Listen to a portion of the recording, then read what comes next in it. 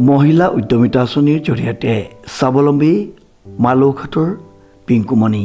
উল্লেখযোগ্য যে মহিলা উদ্যমিতা আঁচনিৰ জৰিয়তে ৰাজ্যজুৰি বহু মহিলা স্বাৱলম্বিতাৰ পথত আগবাঢ়িছে।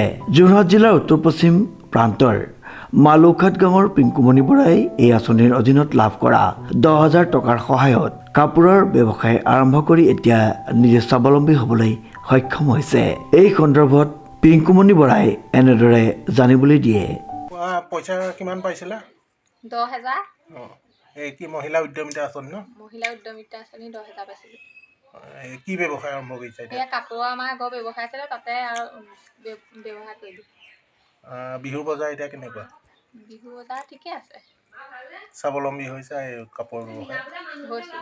নিজৰ এই সৰু ব্যৱসায়ৰ জৰিয়তে পিংকুমণিয়ে কেৱল নিজৰে আয়ৰ পথ উন্মুক্ত কৰা নহয়, পৰিয়ালটো পোহপাল দিয়াৰ ক্ষেত্ৰতো স্বামীৰ সৈতে সহযোগিতা মিলাই আগবাঢ়িছে। উল্লেখযোগ্য যে এই ধৰণৰ চৰকাৰী আঁচনিয়ে গ্ৰাম্য মহিলাসকলক আত্মনিৰ্ভৰশীল কৰাৰ ক্ষেত্ৰত গুৰুত্বপূৰ্ণ ভূমিকা পালন কৰি আহিছে।